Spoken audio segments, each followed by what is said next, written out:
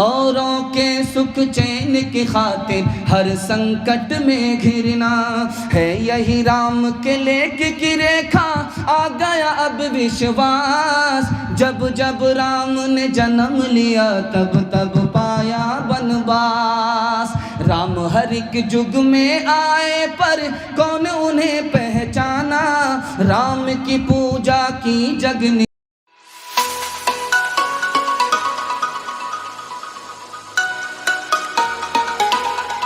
انشاءاللہ دل سے احساس کمتری کو نکالیں گے. ہاتھ اٹھا دیجئے یہاں سے لے کر کے وہاں تک. ڈرنا نہیں ہے کہ پتہ نہیں رائٹ جا رہا ہے یا رونگ جا رہا ہے. مسلمانوں نے بابری مسجد کو کیوں کھو دیا؟ میں صرف آپ کا خلاصہ سامنے رکھنے کے لیے جا رہا ہوں. بہت دھیان دیجئے گا. مسلمانوں کے ہاتھ سے بابری مسجد کیوں نکل گئی؟ 3 وجہ سے. انگریزوں کی انگریزی کی وجہ سے، فرقہ پرستوں کی فرقہ پرستی کی وجہ سے، مسلمان کی غفلت اور کوتاہی کی وجہ سے. 3 وجہ سے ہماری مسجد ہمارے ہاتھ سے نکل گئی. مسلمانوں نے کوتاہی کی، اس کوتاہی کا نتیجہ ہوا سامنے صلہ ملا. فرقہ پرستوں کی فرقہ پرستی نے کام کیا، انگریزوں کی انگریزی نے کام کیا. 2 انگریز کا نام یاد رکھیے.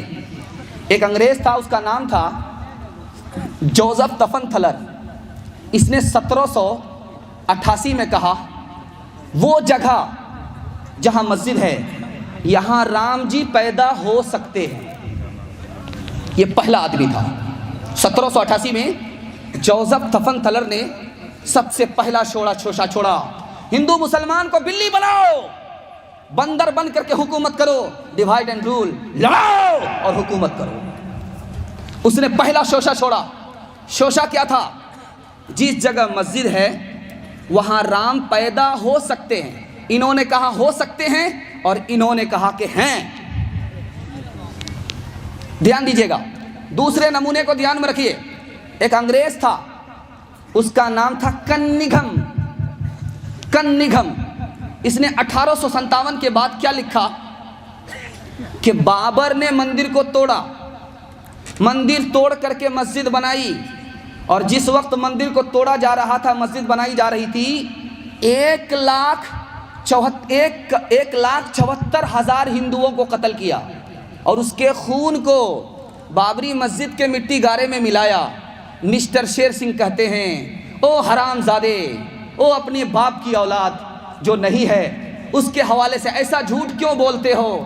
یہ بتاؤ کہ 1857 سے پہلے فیض آباد اور ایودھیا کی آبادی 3-4 لاکھ کی ہے.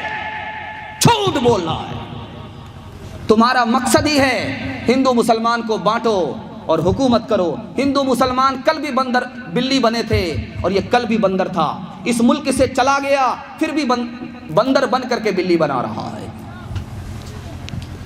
1785 میں ایودھیا کے پنڈتوں نے کہا کہ بابر نے اس مندر کو توڑا. کبھی کہا اورنگزیب نے توڑا، کبھی کہا کہ اورنگزیب نے مسلمانوں نے مندر کی زمین کو غصب کر لیا. 1975 میں ایس پی گپتا نے کہا وہاں مندر تھا، 84 کھمبے تھے، سب کو توپ سے اڑا دیا، صرف 14 باقی رہ گئے. مسلمانوں 3 لوگوں نے مسجد کو توڑا اور 3 وجہ سے مسجد چلی گئی اور مسلمان مسجد کو گنوا بیٹھے اپنی غفلت اور کوتاہی کی وجہ سے. میں جائزہ لینے کے لیے میں آپ سے سوال کرنا چاہ رہا ہوں. 1785 میں یہ شوشہ چلا تھا. 3 بار بابری مسجد پر حملے ہوئے. 1949 میں مورتی رکھی گئی. 1986 میں مسجد کا تالا کھولا گیا. 1989 میں پوجا پاٹ کی اجازت دے دی گئی. 1992 میں مسجد کو توڑ دیا گیا. میں آپ سے سوال کرنا چاہتا ہوں 1785 میں یہ مسئلہ کھڑا ہوا تھا کہ یہ مندر تھا، اس کو توڑ کر کے مسجد بنایا گیا اور یہ مسجد مندر پر ہے. یہ مسئلہ 1785 میں کھڑا ہوا تھا. مسلمان سو رہا تھا. مسلمان کب جاگتا ہے؟ 1986 میں. بابری مسجد ایکشن کمیٹی کب بنتی ہے؟ 1986 میں. قاعدہ ہے سونے گھر میں بکری سواسین، جو سوتا ہے وہ کھوتا ہے، جو جاگتا ہے وہ پاتا ہے. کیسی ترقی کیسا میل، ہم سے سن لو اس کا کھیل، ہم سے سن لو اس کا کھیل. کیسی ترقی کیسا میل، ہم سے سن لو کھیل، جس کی لاٹھی اس کی بھینس، جس کی لاٹھی اس کی بھینس، فیلن فیلن فیلن فیل، فیلن فیلن فیلن فیل۔ بہت دھیان دیجیے گا، کچھ غیر مسلموں کو آپ یاد رکھیے، ان کے واسطے دل سے دعا کیجیے کہ اللہ ان کی نسلوں کو اسلام کے لیے قبول فرمائے۔ انشاءاللہ دعا کریں گے، ہاتھ اٹھا دیجیے انشاءاللہ۔ اس نمونے کو بڑی تیزی کے ساتھ ختم کر رہا ہوں۔ ایک نام یاد رکھیے، خشونت سنگھ۔ انہوں نے کہا کہ جس رات مسجد کو توڑا گیا، اس رات بہت سارے غیر مسلموں کے گھر چولہا تک نہیں جلا، اس غم میں اللہ کا گھر توڑ دیا گیا۔ ایسے غیر مسلم کو یاد رکھیے۔ دوسرا ایک غیر مسلم کملا پتی ترپاٹھی، مسجد کے ٹوٹنے سے پہلے انتقال کر گئے۔ ہاتھ جوڑ کر کے وہ کہتے تھے، لوگوں یہ مسجد بھی اللہ کا گھر ہے، مندر بھی اللہ کا گھر ہے، مسجد بھی اللہ کا گھر ہے، اسے مت توڑنا، اگر توڑنے کے لیے پھاوڑا چلاؤ گے تو مسجد پر نہیں میرے سر پر چلے گا۔ ایسے لوگوں کو یاد کیجئے، ان کی نسلوں کے واسطے دعا کیجئے، اللہ ان کی نسلوں کو اسلام کے لیے قبول فرمائے۔ تیسرا نام یاد رکھیے، مرارجی بھائی دیسائی۔ مرارجی بھائی دیسائی سومناتھ کے ٹرسٹی تھے، سومناتھ مندر چلاتے تھے۔ سومناتھ کے بغل میں چھوٹی سی مسجد تھی، ویران تھی، آذان بھی نہیں ہوتی تھی، نماز بھی نہیں ہوتی تھی۔ انہوں نے مسلمان سے ہاتھ جوڑ کر کے کہا کہ مسلمانوں، مجھے ایک مؤذن دے دو، میں پیسہ دوں گا، مجھے ایک امام دے دو، میں پیسہ دوں گا۔ میں چاہتا ہوں کہ جس طرح مندر آباد ہے اسی طرح اللہ کا گھر آذان سے اور نماز سے آباد ہو۔ آخری مثال دینے کے لیے جا رہا ہوں، آخری مثال، اکشے برہم چاری، غیر مسلم ہے، دعا کیجیے اللہ ان کی نسلوں کو اسلام کے لیے قبول فرمائے۔ یہ کیا کہتے ہیں، تم مندر کا جھگڑا کھڑا کر رہے ہو، مسجد کا جھگڑا کھڑا کر رہے ہو، اور مندر کے ساتھ کس کا نام لگا رہے ہو، رام کا نام جوڑ رہے ہو، رام کا نام جوڑ رہے ہو۔ پتہ ہے یہ رام کون تھا؟ یہ رام وہ تھا جس نے اپنے بھائی کے لیے، چھوٹے بھائی کے لیے راج پاٹ چھوڑ دیا اور بنواس لے لیا۔ اگر تم رام کے نام لیوا ہو تو کیا اپنے چھوٹے بھائی مسلمان کے لیے مسجد نہیں چھوڑ سکتے؟ تو پھر رام مندر کا جھگڑا کیوں کھڑا کرتے ہو؟ چھوڑ کے اپنے محل تو محلے، جنگل جنگل پھرنا، اوروں کے سکھ چین کی خاطر ہر سنکٹ میں گھرنا ہے۔ یہی رام کے لیک کی ریکھا، آ گیا اب وشواس، جب جب رام نے جنم لیا تب تب پایا بنواس۔ رام ہر ایک جگ میں آئے پر کون انہیں پہچانا، رام کی پوجا کی جگنے پر رام کا ارتھ نہ جانا۔ تکتے تکتے بوڑھے ہو گئے دھرتی اور آکاش، جب جب رام نے جنم لیا تب تب پایا بنواس۔ بس ایک مثال پر ختم کرنے کے لیے جا رہا ہوں، آپ لوگ سننے کے لیے تیار ہیں؟ مکمل ہاتھ اٹھائیے انشاءاللہ۔ انشاءاللہ اب بابر بادشاہ نے اپنے بیٹے کو نصیحت کیا، ایک کتاب ہے اس کا نام ہے تاریخ ہند۔ بابر بادشاہ نے اپنے بیٹے ہمایوں کو نصیحت کیا، کہا کہ بیٹا اگر کامیاب حکومت کرنا چاہتے ہو، اس ہندوستان میں کامیاب بادشاہ بننا چاہتے ہو تو میری نصیحت کو کان کھول کر کے سنو۔ تمہارا مذہب اسلام ضرور ہے لیکن تم دوسرے دھرم کا بھی احترام کرنا، اگر احترام نہیں کرو گے تو تم سے ظلم ہوگا، انصاف نہیں ہوگا۔ پہلی نصیحت کیا، اور دوسری نصیحت کیا کہ بیٹے گائے کو ذبح مت کرنا، گائے کشی مت کرنا، یہ ہندوستان ہے، یہاں کے ہندو گائے کو ماتا کہتے ہیں، گائے کو ذبح مت کرنا، اگر تم گائے کو ذبح کرو گے ان کے دل میں تمہاری جگہ نہیں ہوگی، گائے کی ذبح چھوڑ دو گے ان کے دل میں تمہاری جگہ ہوگی۔ تیسری نصیحت بابر نے کیا ہے اپنے بیٹے کو کہ بیٹا مندر کو مت توڑنا، مندر توڑنے کی بات تو دور کی ہے، مندر کی طرف آنکھ بھی مت اٹھانا، اس کی بے ادبی مت کرنا، ورنہ ان سے غیر مسلموں سے تمہارا دوستانہ تعلق نہیں رہے گا۔ آخری نصیحت باپ نے بیٹے کو کیا ہے کہ بیٹا اسلام پھیلانا، لیکن اسلام ظلم و ستم کی تلوار سے نہیں، لطف و احسان کی تلوار سے پھیلانا۔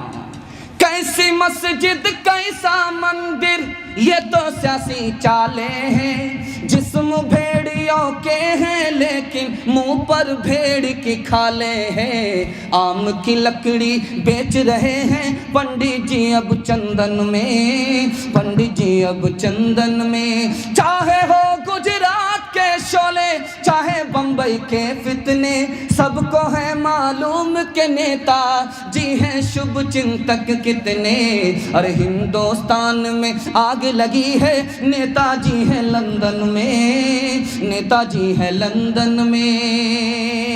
بہت دھیان سے سنیے گا، یہ میرا دوسرا نمونہ ہے، آدھا بیان میں نکال چکا ہوں، تھوڑا سا باقی رہ گیا ہے، انشاءاللہ ساتھ دیں گے تو وہ بھی نکل جائے گا۔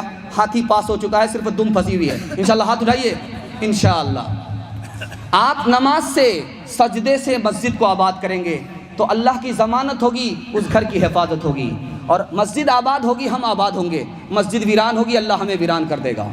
دھیان سے سنیے گا، حدیث کہتی ہے مسجد کے پڑوسی کی نماز مسجد میں ہوتی ہے گھر میں نہیں ہوتی۔ کیا مطلب ہوا؟ مسجد کا پڑوسی ہے، کان میں مسجد کی آذان آ رہی ہے، مسجد کے پڑوسی کی نماز مسجد میں ہوتی ہے گھر میں نہیں ہوتی۔ کیا مطلب ہے؟ گھر میں پڑھ لے گا مسجد کا پڑوسی، مسجد میں نماز نہیں پڑھے گا، ادا ہوگی قبول نہیں ہوگی۔ اگر مسجد کا پڑوسی مسجد میں آ کر کے نماز پڑھے گا تب ادا بھی ہوگی قبول بھی ہوگی۔ دوسرے نمونے کو ذرا دھیان میں رکھیے، جو عشاء کی نماز نہیں پڑھتا، فجر کی نماز نہیں پڑھتا، یہ منافق ہے، مسلمان نہیں ہے۔ حدیث کہہ رہی ہے عشاء کی نماز جو نہیں پڑھتا، فجر کی نماز جو نہیں پڑھتا، یہ منافق ہے، مسلمان نہیں ہے۔ تیسری حدیث آ رہی ہے آدمی نماز چھوڑے کافر ہو جاتا ہے، اس کا کیا مطلب؟ ادا بھی نہیں کرتا، قضا کرنے کی نیت بھی نہیں ہے، مسلمان نہیں رہتا، دوبارہ اسلام قبول کرنے کے لیے کلمہ پڑھنا پڑے گا۔ چوتھا نمونہ آپ کے سامنے آ رہا ہے، خدا کس سے محبت کرتا؟ جو فرض نماز پڑھتا ہے۔ خدا کس سے محبت کرتا؟ جو نفل نماز پڑھتا ہے۔ خدا کہتا ہے میں اس کی آنکھ بن جاتا ہوں جس سے وہ دیکھتا ہے، میں پیر بن جاتا ہوں جس سے وہ چلتا ہے، میں ہاتھ بن جاتا ہوں جس سے وہ پکڑتا ہے، میں کان بن جاتا ہوں جس سے وہ سنتا ہے، وہ دعا کرتا ہے میں قبول کرتا ہوں۔ نبی کی پسند پر جینا ہے انشاءاللہ، نبی کی پسند پر مرنا، ہاتھ اٹھائیے انشاءاللہ انشاءاللہ۔ جبریل آئے خدا کا پیغام لے کر کے نبی کی خدمت میں۔ خدا کو 3 چیزیں پسند ہے، دھیان دیجیے گا، بڑی تیزی کے ساتھ مطالعہ گزر رہا ہے، اللہ آپ کے علم میں اضافہ فرمائے، میرے مطالعہ کو تازہ فرمائے۔ میں تو یہ سمجھ رہا تھا کہ آپ حوصلہ ہار کر کے جلسہ کو میلاد بنا دیں گے، لیکن اللہ کا شکر ہے جلسہ جلسہ ہے۔ ایسے وقت میں جب ساری دنیا خراٹے لے رہی ہے، گلستہ قبرستان بن چکا ہے، اللہ کا شکر ہے جلسہ جلسہ ہے۔ اللہ آپ کی عمر میں بھی برکت دے، روزی میں بھی برکت دے، دل کی مراد اللہ آپ کی پوری فرمائے۔ میں بتانے کے لیے جا رہا ہوں نبی کی پسند پر جینا ہے۔ جبریل آئے، خدا کا پیغام سنایا کہ خدا کو 3 چیزیں پسند ہے، بندے کا صبر پسند ہے، بندے کا فاقہ پسند ہے، بندے کی قربانی پسند ہے۔ جبریل نے کہا مجھے بھی 3 چیزیں پسند ہے، بھٹکے ہوئے کو راستہ بتانا، غریبوں سے محبت کرنا، غریبوں کی مدد کرنا۔ اللہ کے رسول نے کہا بہت اچھا، مبارک ہو۔ حضرت ابو بکر کھڑے ہوئے، یا رسول اللہ مجھے بھی 3 چیزیں پسند ہے، میری بیٹی آپ کے نکاح میں ہے، میں آپ پر پیسہ خرچ کرتا ہوں، آپ کا چہرہ دیکھتا ہوں، مجھے سکون ملتا ہے۔ اللہ کے رسول نے دعا دی، بہت اچھا، مبارک ہو۔ وہ بیٹھے، حضرت عمر کھڑے ہوئے، یا رسول اللہ مجھے بھی 3 چیزیں پسند ہے، پرانا کپڑا پہنتا ہوں، خود نیکی کرتا ہوں اور دوسرے کو نیکی کا حکم دیتا ہوں، خود برائی نہیں کرتا، دوسرے کو برائی چھوڑنے کی ہدایت کرتا ہوں، یہ مجھے پسند ہے۔ اللہ کے رسول نے دعا دی، بہت اچھا، اللہ مبارک فرمائے۔ وہ بیٹھے، حضرت عثمان کھڑے ہوئے، یا رسول اللہ مجھے بھی 3 چیزیں پسند ہے، قرآن کی تلاوت کرنا، بھوکے کو کھانا کھلانا، ننگے کو کپڑا پہنانا، یہ مجھے پسند ہے۔ دعا دی کہ مبارک ہو۔ بیٹھ گئے، حضرت علی کھڑے ہوئے، یا رسول اللہ مجھے بھی 3 چیزیں پسند ہے، گرمی کا روزہ رکھنا، مہمان کی خدمت کرنا اور دشمن سے مقابلہ کرنا، یا جان لینا یا جان دینا۔ مسلمان ہر حال میں کامیاب ہے، مارا تو غازی مرا تو شہید۔ اللہ کے رسول نے دعا دی، بیٹھ گئے۔ اللہ کے رسول نے سب کی پسند سننے کے بعد کہا مجھے بھی 3 چیزیں پسند ہے، مجھے بھی 3 چیزیں پسند ہے، مجھے بھی 3 چیزیں پسند ہے، خوشبو پسند ہے، عورت پسند ہے، نماز پسند ہے۔ انشاءاللہ جمعہ نماز پڑھیں گے، ہاتھ اٹھائیے انشاءاللہ۔ سنیچر کو سسور آ کر کے پڑھے گا۔ مسجدیں آج تیری سنسان ہے، تو اپنے کو کہتا مسلمان ہے، تو اپنے کو کہتا مسلمان ہے، تو اپنے کو کہتا مسلمان ہے۔ ہوش کر کھول آنکھیں کہاں سو گیا، ہوش کر کھول آنکھیں کہاں سو گیا، دیکھ دشمن زمانہ تیرا ہو گیا۔ انشاءاللہ رمضان کے بعد ٹوپی جیب میں ہوگی، ہاتھ اٹھائیے انشاءاللہ۔ یہ دیکھ سب نے ہاتھ اٹھائے۔ ایک آدمی کا بیل مسجد آ گیا، سارے مقتدی کھڑے ہو گئے، یہ کس کا بیل ہے؟ بیل کو باندھ کر کے نہیں رکھتا، تو بیل والا سامنے آیا، اس نے کہا کہ وہ تو بیل بے وقوف تھا کہ مسجد چلا گیا، مجھے آج تک آپ نے مسجد میں دیکھا ہے؟ صبح کا وقت تھا، مرغا اذان دے رہا تھا، لومڑی آ گئی اور مرغے سے کہا کہ او مؤذن صاحب، اذان تو آپ دے چکے ہیں، نیچے آئیے نماز بھی پڑھ لیں۔